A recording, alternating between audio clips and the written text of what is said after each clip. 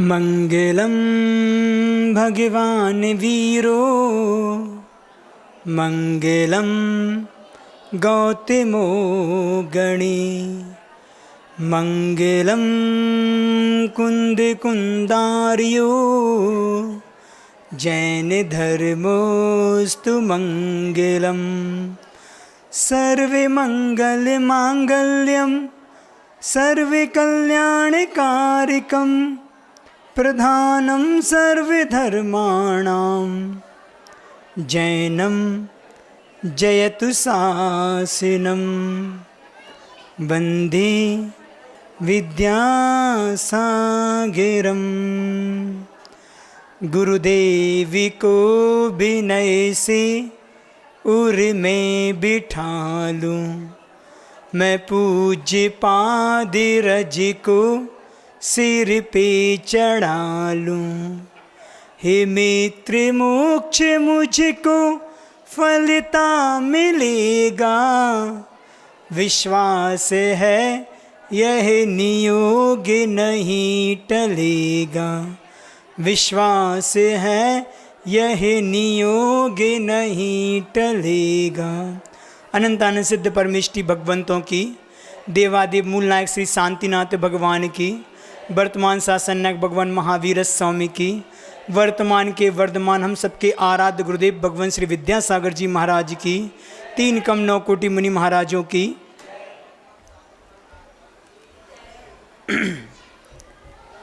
जैसा कि आप लोगों के चेहरे पर उत्साह दिख रहा है, हम सभी शरद पूर्णिमा मनाने जा रहे हैं। जा रहे नहीं जा रहे? शरद पूर्णिमा है ना। उद्देश्य अलग अलग हो सकते हैं, लेकिन सबके अभिप्राय अच्छे हुआ करते हैं। आप सभी ये सोच रहे होंगे कि पूज्य गुरुदेव का अवतरण इस शरद पूर्णिमा के अवसर पर हुआ है, हम मनाएं। हम मनाने तो आए हैं, हम मनाएं कि ना मनाएं। बहुत से लोग ऐसे भी होते हैं जो कहते हैं कि जन्मदिन मनाना नहीं चाहिए, और बहुत से ऐसे होते हैं कि मनाना भी चाहिए। हम आप सभी को बता दें कि 14 मार्गणाएँ होती हैं। अगर आप लोगों ने सिद्धांत पढ़ा हो, 24 ठाना का विषय है। मार्गणाएँ 14 होती हैं, उसमें एक मिथ्यात्व मार्गणा भी होती है और एक संयम की मार्गणा भी होती है। मिथ्यात्व मार्गणा के अनुसार देखें तो वास्तव में सही बात है कि अवतरण किसी का नहीं मनाना चाहिए। क्यों नहीं मनाना चाहिए? क्यों नहीं मनाना चाहिए? तो उन्होंने कहा है कि किसी भी जीव का अगर मनुष्य गति में आना हो रहा है, या वर्तमान पंचम काल में कोई भी जीव अगर पृथ्वी पर आ रहा है, नियम से मिथ्या दृष्टि है। अब जिसका संसार अंत है, जिसने अपने जीवन में सम्यक्त को प्राप्त नहीं किया, ऐसे जीव का जन्म दिवस मनाने का औचित्य क्या है? बात अच्छी भी है, होना भी नहीं चाहिए। वास्तव में देखा जाए तो आचार्यों ने लिखा है कि अवतरण कहो या जन्म दिवस कहो, किसका मनाया जाता है? तो उन्होंने लिखा है कि जिसका पुनः मरण नहीं होना हो, जिसको पुनः मरण को प्राप्त नहीं होना हो, अवतरण तो उसी का मनाया जाता है। अब हम आप लोग से पूछना चाहते हैं कि किसका मरण नहीं होना? हम में से कोई यहाँ पर ऐसा कोई व्यक्ति है जिसने जन्म तो ले लिया लेकिन मरण को प्राप्त नहीं होना? आज अपन को बात मरण की करना है। कल हमने एक बात कही थी कि व्यक्ति को सबसे ज़्यादा भय किससे लगता है? अपने मरण से लगता है। कोई भी व्यक्ति मरना नहीं चाहता, लेकिन ये भी यथार्थ सत्य है कि जिसका जन्म हुआ है उसका मरण भी निश्चित है। तो आचार्य महाराज ने कहा है कि जिसको पुनः मरण को प्राप्त नहीं करना, वही जीव, उसका हम जन्मदिवस मना सकते हैं। तो मात्र एक तीर्थंकर कहें, तीर्थंकर केवली मात्र एक ऐसे हैं कि जिन्होंने जन्म लिया तो कहते हैं उसी पर्याय से उनको क्या करना है? मोक्ष को प्राप्त करना है। अर्थात उनके जीवन में मरण चला गया। तो वास्तव में तो ऐसे ही भगवानों का हम जन्म दिवस मनाते हैं और मनाना भी चाहिए। इसलिए अपन भगवान का जन्मोत्सव जन्म कल्याणक के रूप में मनाते हैं। कल्याणक क्यों कहते हैं? क्योंकि वो स्वयं अपना कल्याण कर रहे हैं और खुद के माध्यम से लाखों जीवों का 3 लोक में कल्याण में कारण बन रहे हैं। इसलिए सार्थकता तो तीर्थंकरों के अवतरण की मनाने की है। लेकिन चूंकि हमने कहा कि 2 मार्गणाएं होती हैं, एक संयम की मार्गणा और दूसरी मिथ्यात्व की, तो मिथ्यात्व की मार्गणा को अगर अपन विचार करें तो कहीं से कहीं तक औचित्य समझ में नहीं आता कि हमें जन्म दिवस अपना मनाना चाहिए। लेकिन अपन देखें कि आज चाहे वो अपनी समाज हो चाहे कोई सी समाज हो, अपन ज़्यादा विस्तार में तो नहीं जाएंगे, लेकिन प्रचलन बहुत ज़्यादा फैल गया किसका? जन्मदिवस मनाने का। और मनाने का जो तरीका भी होता है हमारा, वो कहीं ना कहीं पूरा पाश्चात्य संस्कृति को लेके हुआ करता है। पूरा हम वेस्टर्न कल्चर की ओर जा रहे हैं। बस वही क्रिया कि मोमबत्ती को अपनी कहते हैं ना मुख से फूंकना और साथ में उस केक को चाकू के माध्यम से, हथियार के माध्यम से काटना। बात ऐसी होती ना, ऐसी करते अपन। लेकिन वास्तव में देखा जाए तो ये पाश्चात्य संस्कृति है, भारतीय संस्कृति नहीं है। ध्यान रखो, आप कितने ही आगे बढ़ जाएं, कितने ही आगे बढ़ जाएं, लेकिन सूरज डूबता कहाँ है? पूरब हमेशा पश्चिम में ही डूबता है। अगर हम पश्चिम की ओर, सभ्यता की ओर आगे जाएंगे तो ये बात पक्की है, हमें भी डूबना ही डूबना है। इसलिए हमें जो संस्कृति मिली है उस पर हमें गौरव होना चाहिए, हमें गर्व होना चाहिए, स्वाभिमान रखना चाहिए कि हम ऐसी परंपरा में हमारा जन्म हुआ है, ऐसी परंपरा में जहाँ भगवान और महापुरुषों का जन्म हुआ करता है। महापुरुष उन्हें कहते हैं कि जो अपना कल्याण करके मुक्ति को प्राप्त करते हैं। हमें वो सौभाग्य प्राप्त हुआ है तो हम अपने आप को गौरवान्वित समझें कि मुझे ऐसे भारत देश में जन्म हुआ है। लेकिन हम पूरी पद्धति विदेशी अपनाते हैं। तो हमारे लिए तो जन्मदिवस अगर मनाना ही है, आप लोग मानेंगे तो नहीं, मनाते हैं, बहुत क्रेज है आज इस चीज़ का, तो कम से कम मोमबत्ती को बुझाने की अपेक्षा अगर हम उसको दीपक जलाने का उपयोग करें तो फिर भी ठीक है। और ध्यान रखो, दीपक कभी अपने लिए नहीं जलता, हमेशा अपने आदर्श के लिए जलता है। दीपक कभी जलाना हो तो देव शास्त्र गुरु के पास। तो आप लोग सीख हैं कि जो हमें अपना जन्मदिवस अगर मना रहे हैं तो एक दीपक जलाएं, ना कि एक मोमबत्ती बुझाएं। दूसरी बात, केक को काटने की और केक को खाने की परंपरा हमारे यहाँ कहीं से नहीं आई।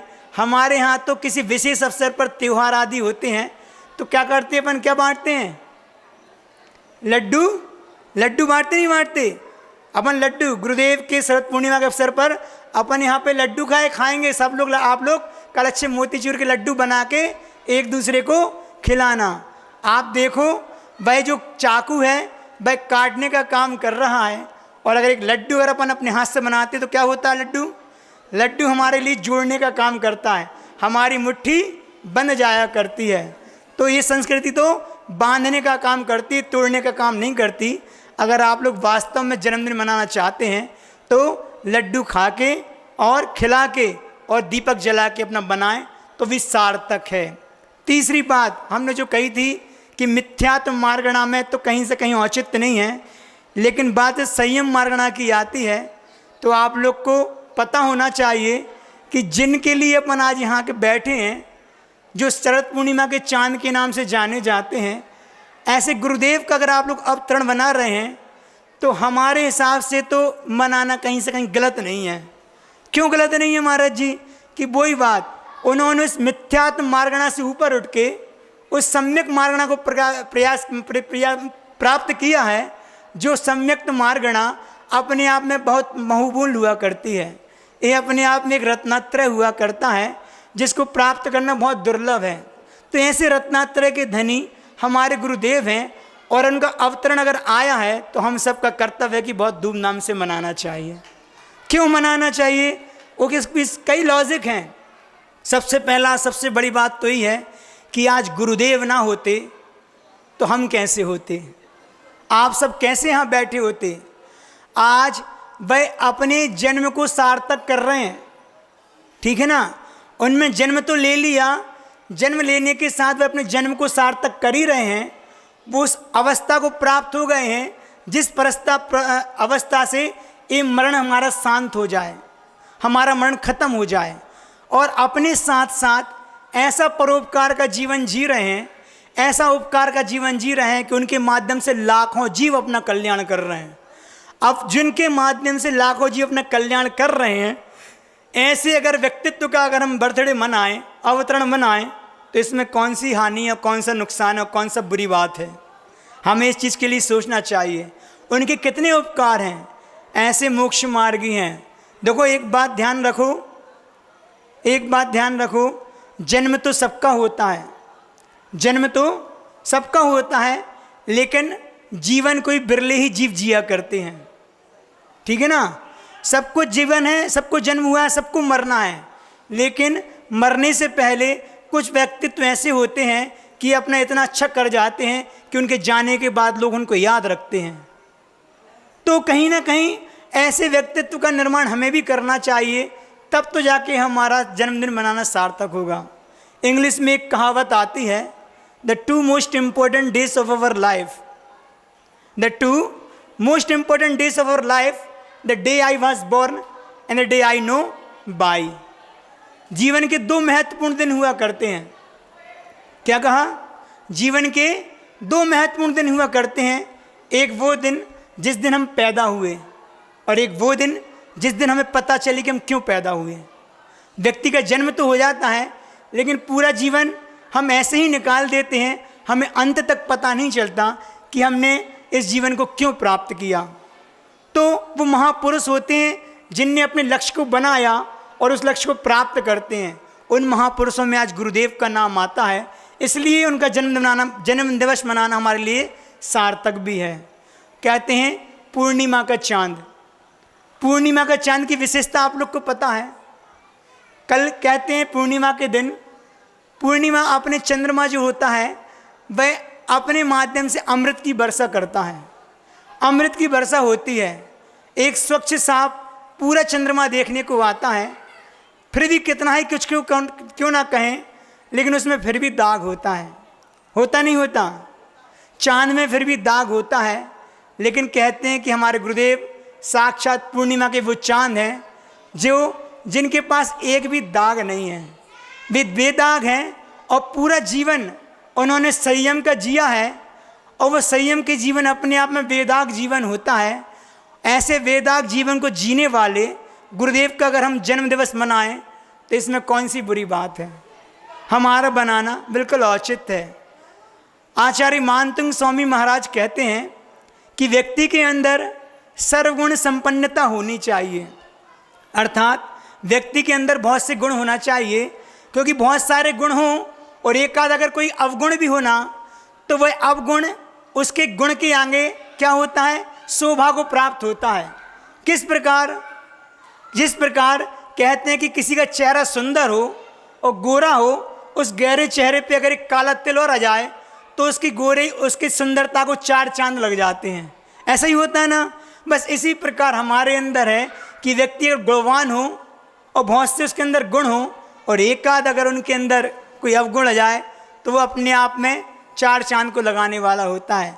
और गुरुदेव तो साक्षात सर्वगुण संपन्न धनी हैं, और सर्वगुण संपन्न होते हुए भी उनके चेहरे पर एक मसा है, जो मसा अपने आप में उनकी चार चांद को बढ़ाने वाले हुआ करता है। ऐसे गुरुदेव का अगर हम जन्मदिन वहाँ मनाएं तो मनाने में कोई बाधा नहीं है। अपन बात करते हैं गुरुदेव की, चूँकि आज जन्म दिवस की बात है तो उनके बचपन के हम आपको दो दृष्टांत आपको जरूर सुनाएंगे। कैसे से दृष्टांत हैं? कहते हैं एक बार बचपन में गुरुदेव के घर में खेती हुआ करती थी, विद्याधर के घर में उनके पिताजी की खेती थी। तो एक बार वो अपने मित्र के साथ, उनका मित्र कौन था आप लोग को नाम पता होगा, मारुति नाम था, उनके साथ खेत पे गए। तो खेत पे जाते हैं तो वहाँ क्या देखते हैं कि बाजू वाली खेत में एक ट्रैक्टर चल रहा था। वो क्या कर रहा था? ट्रैक्टर उस खेत की बखरनी कर रहा था। बखरनी होती ना, जब पानी गिरने के बाद जब क्या बोलते ज़मीन जब फट जाती तो उसको पलटने के लिए उसकी मिट्टी को, तो मिट्टी पलटने के लिए ताकि उसकी बोनी हो सके, बखरनी चल रही थी। तो बखरनी में जो प्लाऊ चलता है, जो थ्रेसर जो कुछ चलता होगा उसकी मशीन, तो उसकी मशीन के माध्यम से एक बड़ा मिट्टी का लौंदा उचट के इनके खेत पे चला गया, विद्याधर के खेत पे चला गया। इनकी नज़र उस पर पड़ गई तो ये क्या करते हैं, वहाँ जाके उस लौंदा बड़ा था और इनकी उम्र होगी 5-7 वर्ष की।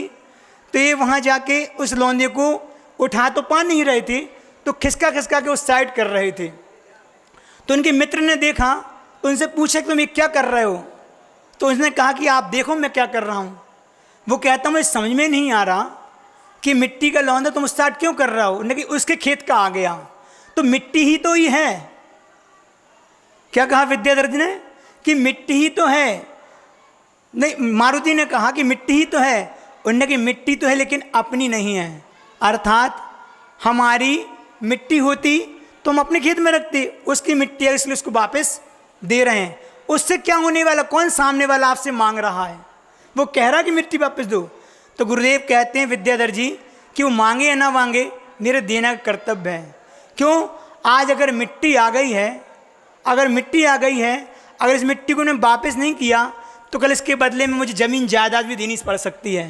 क्योंकि आया है कि बिना दी हुई बिना ली हुई कोई चीज़ है, और मिट्टी भी क्यों ना हो, वो चोरी का दोस्त उसमें आता ही है। बचपन के संस्कार थे, माता पिता के संस्कार थे, स्वाध्याय करते थे, तो कहते हैं कि उन्होंने उस मिट्टी को वापस किया। उनने कहा कि परिग्रह किसी चीज़ के लेने और देने में नहीं होता, परिग्रह उसके प्रति मूर्छा के भाव में होता है।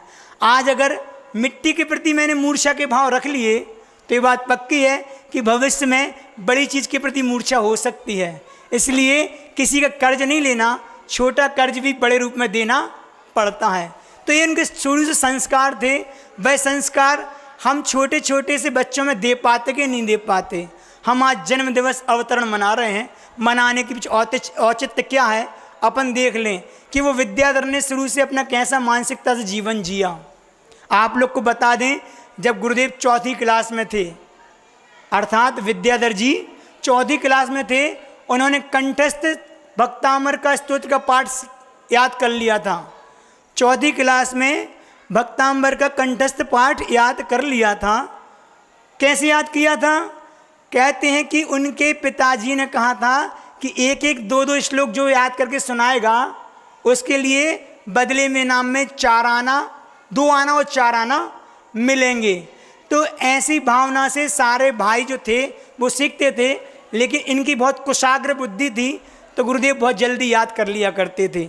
और आज बुद्धि का परिणाम है कि वो किस नाम से जाने जाते हैं, ज्ञान के सागर विद्यासागर, इसलिए तो हैं। तो शुरू से उनकी बुद्धि काम करी।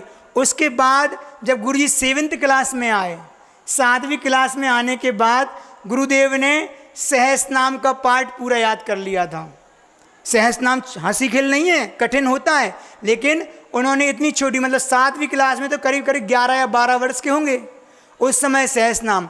और फिर एक बार उनके गांव में कोई साधु आए थे, तो उनके माध्यम से मात्र 8, 9, 10 दिन में उनसे उच्चारण सीख के पूरा तत्वार सूत्र भी उन्होंने 8 वर्ष की उम्र में कंठस्थ कर लिया था। तो कहते 8वीं क्लास में जब गुरुजी आए थे तो उनको 3 चीज़ें याद हो गई थी, भक्तामर, तत्वार सूत्र और सहस्रनाम। तो ऐसे कुसार्ग बुद्धि थे। क्षयोपशम विशेष था, और क्षयोपशम इसलिए था क्योंकि एकाग्रता उनकी स्वाध्याय में खूब बनती थी। तो ये उनके दृष्टांत अपन याद रखें। हम अपने बच्चों को और हम अपने आप में कितना उस चीज़ में धर्म के मामले में हम कितना प्रवेश कर पाते हैं। आज लौकिक शिक्षा की बात तो बहुत होती है, पर धार्मिक शिक्षा से हम बहुत अछूते हैं। ना हम खुद करते हैं, ना बच्चों के लिए वो संस्कार देते हैं कि पाठशाला भी जाना चाहिए। पाठशाला औपचारिक रूप में है, लेकिन कंपलसरी तो स्कूल की पढ़ाई जरूर है। आज के बच्चों को ध्यान रखो, संस्कार हमें पाठशाला के माध्यम से ही मिलेंगे, क्योंकि स्कूल की जो शिक्षा है आज वर्तमान में, वह शिक्षा मात्र एक किताबी ज्ञान रह गई है। वह किताबी ज्ञान तो हो जाएंगे, आज के बच्चे किताबी कीड़े तो बन गए, लेकिन उन्होंने संस्कार उनसे कोसों दूर हो गए।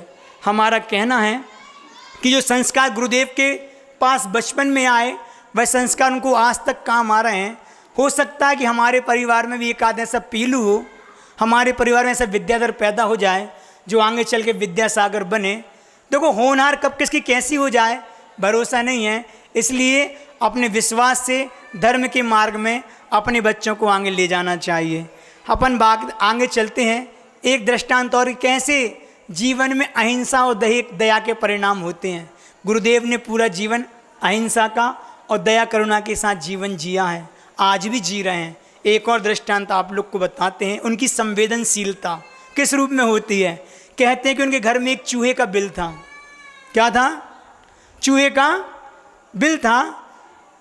पहले वो छोटा था, उनके देखते देखते वो बहुत बड़ा हो गया। एक दिन उनकी नज़र पड़ी कि चूहे का बिल बहुत बड़ा हो गया है, तो उसमें उनकी दृष्टि गई तो देखेंगे उसमें बहुत सारी चींटियाँ वहाँ पे चल रही थी लाल वाली। उनने अंदर नज़र डाल के देखा तो वो चींटियाँ एक नवजात चूहे के बच्चे को चारों तरफ से घेर के उसको नोच रही थी। क्या करें, खा रही थी उसको। और आप लोग को पता होना चाहिए कि जब चूहे का बच्चा जन्म होता है चूहिया, उसका शरीर कैसा होता है? बिल्कुल रेड कलर का होता है। उसकी जो स्किन रहती है अभी उसमें वो कालापन नहीं आता। उनको दया आ गई, उन्होंने उस बिल से उस चूहे के बच्चे को बाहर निकाला और वह संवेदनशीलता से अकेली बच्चे को नहीं बचाना, साथ में उन चींटियों को भी बचाना है। तो उन्होंने लेके अपने हाथ पे उस बच्चे को रख लिया और फूंक मार मार के, ताकि जीव का रक्षा हो, उन चींटियों को भी मरण ना हो, उन सारी चींटियों को एक एक करके फूंक मार मार के अलग अलग उनने किया। जब वो कर रहे थे तो एकदम उनकी माँ का वहाँ पे आना हुआ। जब माँ वहाँ पे आई तो माँ ने पूछा कि पीलू तुम क्या कर रहे हो? तो उसने कहा कि माँ देखो, एक छोटे से बच्चे को चींटियाँ परेशान कर रही थी, मैं इनको अलग कर रहा हूँ। तो माँ वहाँ पे उनको एक अच्छी सबक देती है, शिक्षा देती। देखो जब माँ संस्कारित होती है तो बच्चे भी संस्कारित होते हैं। छोटी छोटी बातें जीवन में बड़ा काम करती हैं। माँ ने कहा कि देखो पीलू, ये त्रेंच गति के दुख हैं। किसके दुख हैं? ये त्रेंच गति के दुख हैं। उसने त्रेंच पर्याय को प्राप्त किया, आज वो पराश्रित है। अगर तुमने रक्षा कर दी तो ठीक है, नहीं तो उसको तो कष्ट मिलना ही था। तो ये त्रेंच जीव को जो कष्ट मिल रहे हैं, उसने कहीं ना कहीं पूर्व पर्याय में ऐसा कर्म किया है, आपने उसकी रक्षा कर दी। ये तो हमारा स्वभाव होना ही चाहिए।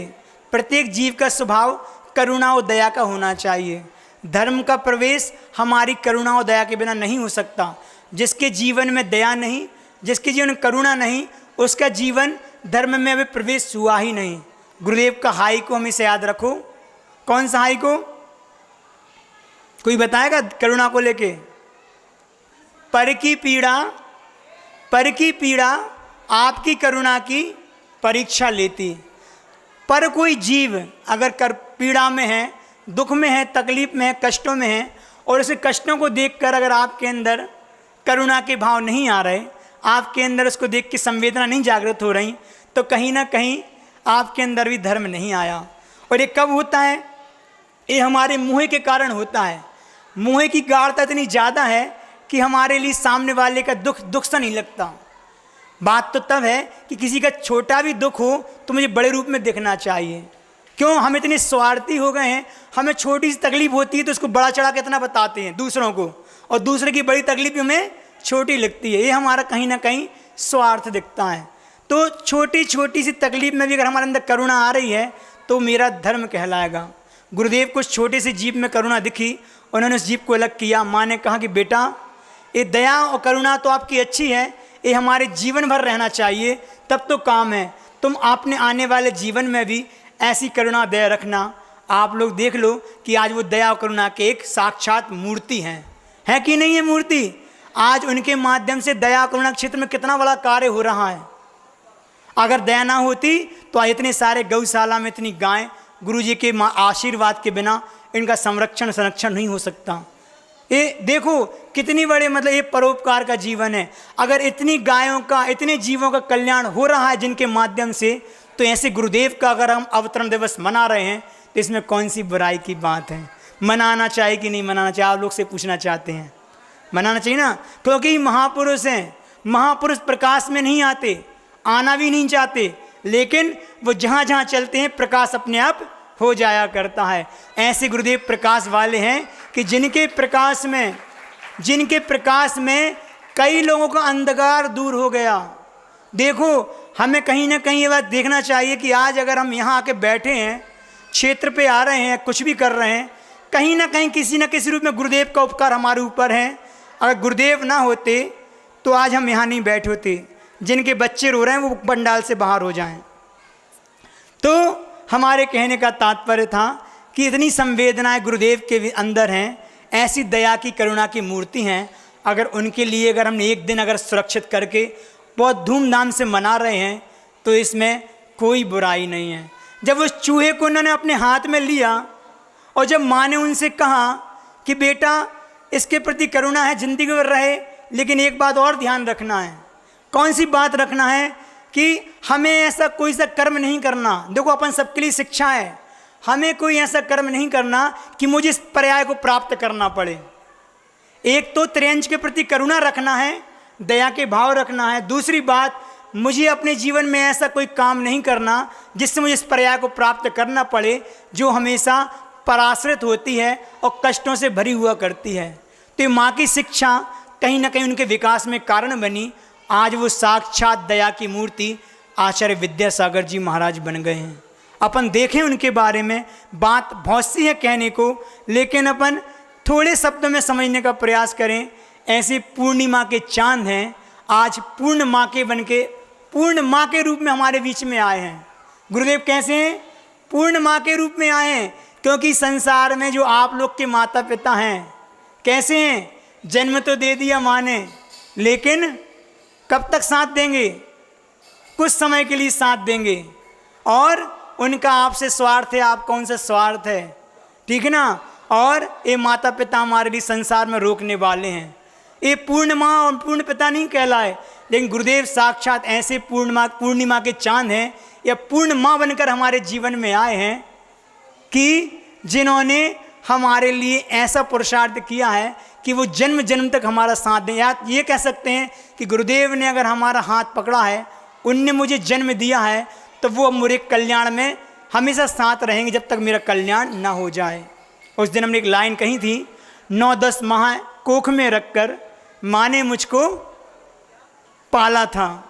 9-10 माह कोख में रखकर माँ ने मुझको पाला था, किंतु गर्भस्थ करके मुझे भवसागर में डाला था। 9-10 माह कोख में रखकर माँ ने मुझको पाला था, किंतु जन्म देकर मुझको भवसागर में डाला था। फिर गर्भस्थ किया गुरुवर ने, फिर गर्भस्थ किया गुरुवर ने, धर्म कोख में है पाला, कैसे उनके गुण गाऊं जिनने सब कुछ दे डाला। ऐसे गुरुदेव हैं कि जिन्होंने हमारे लिए धर्म रूपी कोख में पाला है, खुद पले हैं और जाके हमें पाला है। उनके गुणगान हम ना गाएं, आज अवतरण उनका न बनाएं, तो फिर हमारे लिए आज अच्छा नहीं माना जाएगा। इसलिए उनके जन्मदिवस मनाने में कोई बुराई नहीं है। कोई उनसे पूछता था जब वो बचपन में थे कि आपके घर से मंदिर की दूरी कितनी है। देखो, संस्कार की बात है। अगर हम अपने बच्चों से बोलें कि बेटा मंदिर घर से कितनी दूर है, तो वो क्या कहेगा कि अगर हम अपनी एक्टिवा से जाएंगे तो 1.5 मिनट में पहुंच जाएंगे, ऐसे ही बोलेगा ना। अगर हम अपनी स्कूटी से जाएंगे तो 1 से 1.5 मिनट में पहुंच जाएंगे। लेकिन गुरुदेव, उनके संस्कार, उनके माता पिता संस्कार, वो कहते हैं कि घर से मंदिर की दूरी 36 बार नमोकार मंत्र पढ़ने में जितना समय लगता है, उतने समय में हम कहाँ पहुँच जाते हैं? मंदिर पहुँच जाते हैं। तो मतलब प्रति समय धर्म का माहौल, धर्म के संस्कार जीवन में थे, वह संस्कार हमारे लिए भी आना चाहिए और हमारे बच्चों के लिए भी आना चाहिए। हम एक बात कह के अपनी वाणी को विराम देंगे कि कहते हैं 4 प्रकार के गुरु हुआ करते हैं। आज गुरुदेव की बात है, अपन गुरुदेव के प्रसंग को लेके कि 4 प्रकार के संसार में गुरु हुआ करते हैं। एक दृष्टि गुरु, दूसरे शब्द गुरु, तीसरे स्पर्श गुरु और चौथे स्मरण गुरु। कौन कौन से 4? दृष्टि, शब्द, स्पर्श और स्मरण गुरु। सबसे पहले दृष्टि गुरु किसे कहते हैं?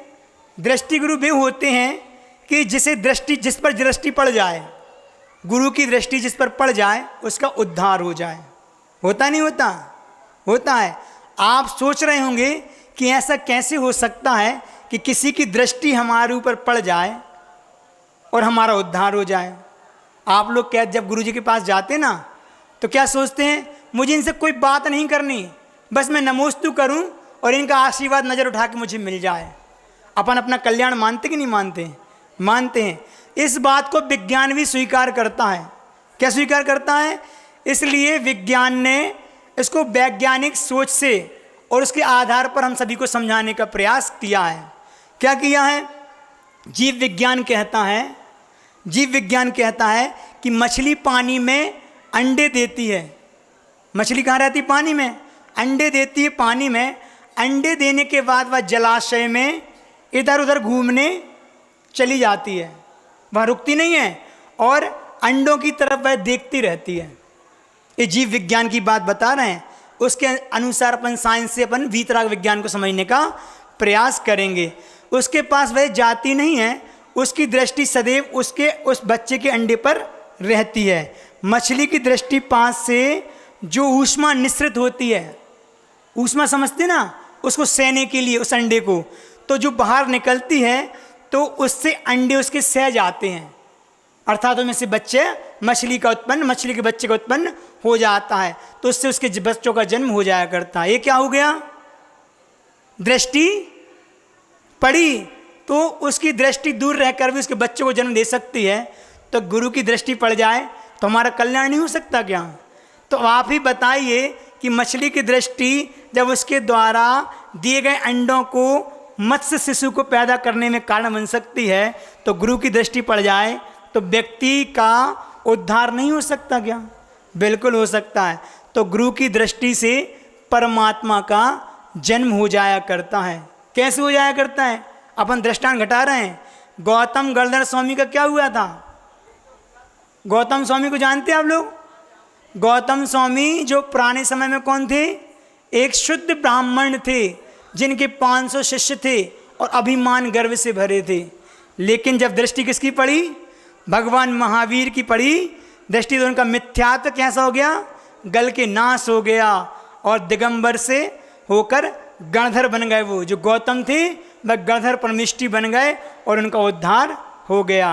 तो कोई भी संत की अगर आपको पहली बार दृष्टि पड़ जाए, अपने नगर में आते ना तो अपन यही सोचते हैं कि महाराज से बात करेंगे, अभी तो नगर में आए हैं तो इनकी दृष्टि मात्र हमारे ऊपर पड़ जाए, तो उनकी पलक झपकते हुए उनकी दृष्टि पड़ने के लिए हम हमेशा क्या करते हैं? बेताब होते हैं। बस गुरु की दृष्टि हम पर ऐसी पड़ जाए तो हमारा उद्धार हो जाए। तो इसके बाद कौन सा नंबर था? शब्द गुरु, ठीक है ना? तो शब्द गुरु भी कैसे होते हैं? शब्दों के माध्यम से जैसे उद्धार हो जाता है। गुरु के शब्द कानों में पड़ते हैं तो मेरा उद्धार हो जाया करता है। होता नहीं होता? सबसे ज़्यादा देशनालब्धि के माध्यम से ही सम्यक दर्शन की प्राप्ति होती है। सम्यक दर्शन की प्राप्ति में सबसे बड़ा कारण कौन है? देशनालब्धि सबसे बड़ा कारण है। शास्त्र के स्वाध्याय पढ़ने से सम्यक दर्शन ना हो, लेकिन गुरु की देशना के माध्यम से दर्शन प्राप्त होता है। तो ये अर्जित पुण्य धन हो जाते हैं। संत की पहली बार क्या बोलते हैं ना कि दूसरे जो शब्द गुरु होते हैं, शब्दों के माध्यम से उनका उद्धार हो जाता है। तो ये हमारे लिए शब्द क्या होते हैं? संजीवनी का काम करते हैं। गुरु के शब्द हमारे जीवन में संजीवनी का काम करते हैं। एक शेर में केवल इतने ही शब्द सुने थे एक शेर ने कि वनराज आगामी भव में तुम तीर्थंकर होने वाले हो। कौन के जीव ने सुने थे? अपन ने परसों से कहानी सुनाई थी, हैं? भगवान महावीर के जीव के अमृत गति आदि महाराज के माध्यम से उनको शब्द मिले कि कहाँ तुम यहाँ हिरण का शिकार कर रहे हो, आने वाले समय में तुम्हें तीर्थंकर बनना है। उनके शब्द कानों में पड़े, उस जीव ने अपना कल्याण कर लिया। शब्दों के माध्यम से बड़ा परिवर्तन होता है। मंत्र शास्त्रों पर चर्चा हो रही थी। मंत्र शास्त्र पर किसी ने कहा कि महाराज शब्द का क्या महत्व है? क्या महत्व है? तो मैंने कहा यदि मैं तुमसे प्रेम से बात करूं, बोलूं, तो तुम कैसे हो जाते हो? अगर प्रेम से बोले तो आप गदगद हो जाते हो, और नफरत से बोलूं तो हमारे अंदर खेद खिन्नता उत्पन्न हो जाती है। ऐसा शब्द क्या होता है? शब्दों का ही तो है। पूरा खेल शब्दों का चमत्कार हुआ करता है। तो कहीं अपन देखें कि शब्दों के माध्यम से भी हमारे जीवन में कैसा प्रभाव आता है।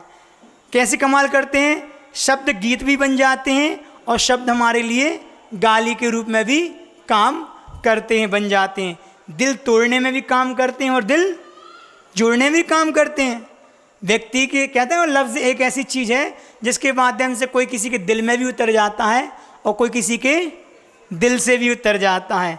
तो एक और एग्जाम्पल जैसे अपन किसी जीव का दे रहे थे, पहले अपन ने दिया एक मछली का दृष्टि के माध्यम से। यहाँ पे अपन कौन सा दृष्टांत देंगे कि एक टटहरी होती ना, होती टटहरी बोलते ना, एक पक्षी होता है जो tit tit tit tit tit आवाज़ करता रहता है। उसकी आदत होती कभी पेड़ पे नहीं बैठता, वो नीचे ज़मीन में ही बैठता, खूब ज़्यादा चलता है। तो वह टटहरी अंडे देने के बाद आसमान में नहीं उड़ती, दूर जाके वह शब्दों को करती रहती है, अपनी टिट टिट टिट टिट की आवाज़ निकालती, जिससे उसके क्या होते हैं, उसके अंडे सह जाते हैं। तो शब्दों के माध्यम से भी वो उनको अंडे सहते हैं और उसके बच्चों का जन्म हो जाता होता है। ठीक है ना। ये कौन हो गए अपने दूसरे शब्द गुरु। गुरु भी ऐसे ही होते हैं, शब्द पढ़ गए तो गौतम स्वामी को तैयार कर दिया और शब्द पढ़ गए तो भगवान महावीर तैयार हो गए। तीसरे कौन से हैं, स्पर्श गुरु, है ना। थोड़े थोड़े समझा ना, ज़्यादा विस्तार नहीं कर रहे हैं। तो कहते हैं आपने देखा होगा कि मोरनी, तीसरा एग्जाम्पल दे रहे हैं, मोरनी अपने अंडे को जंगल में देती है और वह ना अंडे को देखती है और ना उनका कोई स्मरण करती है, लेकिन अंडे से बच्चे को जन्म देने के लिए स्वयं उस पर बैठ जाती है स्पर्श के लिए। और मोरनी का स्पर्श ही अंडे को जन्म देने, बच्चे को जन्म देने में कारण बनता है। उसी प्रकार हमारे जीवन में गुरु का स्पर्श भी हमारे कल्याण में कारण बनता है। एक बार गुरुदेव का स्पर्श हमारे सिर पे हो जाए, हमारे ऊपर जाना, तो ये आत्मा परमात्मा बने नहीं रह सकती। स्पर्श का अपने आप में एक बहुत महत्व होता है। जीवन भर लालायित होते हैं कि बस भगवान आपका एक बार हाथ हमारे सिर पर आ जाए। आप लोग को बता दें, गुरुदेव अपना हाथ मात्र एक बार ही रखते हैं। दीक्षा के समय मात्र अपने सिर पर केशलंज के बाद जो हाथ रखते हैं, आशीर्वाद का भी होता है, संस्कार का भी होता है, मंत्रों का भी होता है। उनका स्पर्श उस जीव में ऐसी शक्ति पैदा कर देता है कि वह शरीर कहने को सप्त धातु का शुद्ध शब्द भी, शरीर भी शुद्ध हो जाया करता है। तो ये सब क्या है, एक गुरु के स्पर्श की महिमा हुआ करती है। तो आचार्य हमारे स्पर्श से हमारे जीवन में एक ऊर्जा भरते हैं, जिसके माध्यम से हमारे जीवन में एक अध्यात्म का प्रकाश प्रकाशित हुआ करता है।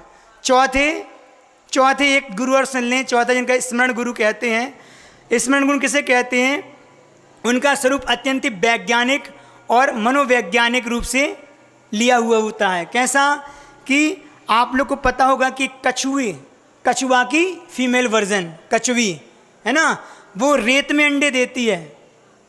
कछुआ की जो पत्नी होती है वह रेत में अंडे देती है और अंडे देने के बाद वह उसे बाद में ना उसे देखती है, ना स्पर्श करती है, मात्र शब्द करती है, ना शब्द भी नहीं करती, मात्र क्या करती है, स्मरण करती है उसका। तो उन अंडों को केवल स्मरण करती है। उस स्मरण की ऊर्जा के माध्यम से ही क्या होता है, उसके बच्चे का जन्म हो जाया करता है। हम भी भगवान की माला लेकर क्या करते हैं, स्मरण तो करते हैं। तो जैन भगवान का स्मरण करते हैं, उससे क्या होता है, हमारे जन्म जन्म के पाप दूर हो जाते हैं। तो स्मरण भी हमारे लिए कहीं ना कहीं कार्यकार है। तो स्मरण प्रभु का करते हैं और पाप किसके करते हैं, स्मरण हम प्रभु का कर रहे हैं और पाप हमारे जीवन में हमारे करते हैं। तो प्रभु के स्मरण में इतनी शक्ति पैदा हो जाती है कि हमारे अनंत काल के पाप भी क्षय को प्राप्त हो जाते हैं। इस प्रकार गुरु के स्मरण मात्र से भी हमारे अंदर परमात्मा का जन्म हो जाया करता है। आप लोग को बात समझ में आई। 4 प्रकार के गुरु आप लोग ध्यान रखेंगे। समय का अभाव था इसलिए जल्दी बता दिया, इस विषय में जितनी बात करें उतनी कम थी। चूँकि शरद पूर्णिमा मनाने अपन सभी आए हैं, पूर्णिमा के रूप में गुरुजी हमारे बीच में हैं और हम ऐसे अवतरण, उनका अवतार हुआ है जो कई जीवों के लिए हम कल्याण में कारण हैं। तो ऐसे कल्याण पुरुष का अगर हम आज अवतरण मनाएं तो इसमें हमारे लिए कोई बुराई नहीं है। ऐसे ही गुरुदेव हमारे जीवन में बने रहें। एक बात बहुत ध्यान रखो, आखिरी बात बता रहे हैं कि गुरुदेव तो कब के भगवान बन गए होते, वो कब के भगवान बन गए होते। आज अगर वह इंसान के रूप में हमारे बीच में हैं, महाराज के रूप में, गुरुदेव के रूप में हैं, तो वह सिर्फ हमारे लिए हैं। हम जैसे जीवों के कल्याण के लिए रुके हैं, नहीं तो उनकी साधना, उनकी आराधना, उनका तप संयम तो इतना बड़ा है कि वो कब के मुक्ति को प्राप्त हो गए होते। बहुत अच्छी लाइन है, सुर न भटके जिंदगी का, सुर न भटके जिंदगी का बांसुरी बनना पड़ा, पर स्वयं को भी स्वयं से अजनबी बनना पड़ा। इस सदी के पुण्यशाली लोक भटकन से बचें, इस सदी के पुण्यशाली लोक भटकन से बचें, बस इसीलिए कि देवता को आदमी बनना पड़ा। आज गुरुदेव देवता तो थे ही, अगर वो आदमी के बीच में है, सिर्फ हमारे कल्याण के लिए है। हम गुरु का जितना अपने जीवन में जितना उतार लें, जितने उनके माध्यम से अपने जीवन का अच्छा कर लें, उतना हमारा कल्याण है। क्योंकि पंचम काल होने के बाद भी हमारे लिए गुरुदेव मिले, इससे बड़ा कोई सौभाग्य नहीं है। बड़े आज हमारे बीच में अरिहंत नहीं हैं, बड़े भले आज हमारे बीच में वर्तमान स्वामी नहीं हैं, लेकिन आज वर्तमान के वर्धमान गुरुदेव हमेशा हमारे बीच में हैं। उनका हम जितना लाभ ले लें, उनके लिए हमेशा उनके इस शरद पूर्णिमा के अवतरण दिवस पर अपन प्रतिदिन एक संकल्प कर लें कि एक माला गुरुदेव के नाम से हम प्रतिदिन इसकी फेरेंगे कि हमारे गुरुदेव स्वस्थ रहें, अच्छे रहें, प्रसन्न रहें और दीर्घायु पूर्ण आयु वो जीवन जिएं, हमारे लिए हज़ारों वर्षों तक उनका सानिध्य प्राप्त होता रहे, हम सब की उम्र उनको लग जाए। ऐसी भावनाओं के साथ गुरुदेव को यहीं से नमस्तु करते हुए अपनी वाणी को विराम देते हैं और एक भजन जरूर सुनाएंगे गुरुदेव के लिए। आज गुरुदेव का जो अपन यहाँ पे एक दिवस के रूप में मनाने जा रहे हैं, तो एक भजन गुरुदेव को समर्पित। हाँ, इस वर्ष का बहुत महत्व है। चलिए अपन एक भजन के साथ इस सभा को विराम देंगे।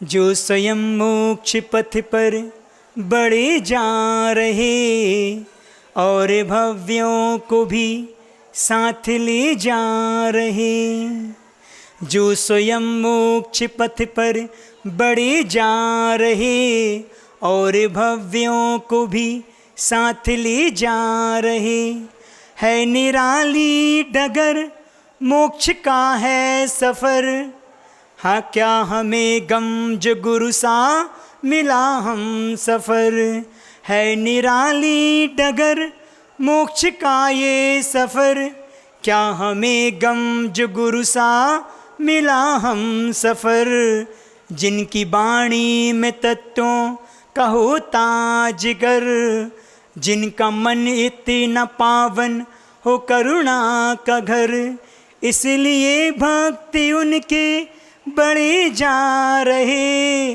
जो स्वयं मोक्ष पथ पर बढ़े जा रहे और भव्यों को भी साथ ले जा रहे, जो सदाचार संयम का मेरू शिखर, जिनके चरणों में देवों की रहती बसर, जो सदाचार संयम का मेरू शिखर, जिनके चरणों में देवों की रहती बसर, वो गुरु मेरा विद्या का सागर महा, जिसके चरणों में झुकता है सारा जहां, उनके चरणों में हम भी चढ़े जा रहे, जो स्वयं मोक्ष पथ पर बढ़े जा रहे और भव्यों को भी साथ ले जा रहे। आया स्वर्णिम ये अवसर, ये स्वर्णिम दिवस, एक राही चला लेके संकल्प बस, आया स्वर्णिम ये अवसर, ये स्वर्णिम दिवस, एक राही चला लेके संकल्प बस, आत्मा के अलावा परिग्रह है सब, आत्मा के अलावा परिग्रह है सब, छोड़ दो साथ उनका अकेला हो अब, उनके पीछे भी लाखों चले जा रहे, जो स्वयं मोक्ष पथ पर बढ़े जा रहे, और भव्यों को भी साथ ले जा रहे, जो स्वयं मोक्ष पद पर बढ़े जा रहे। गुरुदेव भगवान श्री विद्यासागर जी महाराज की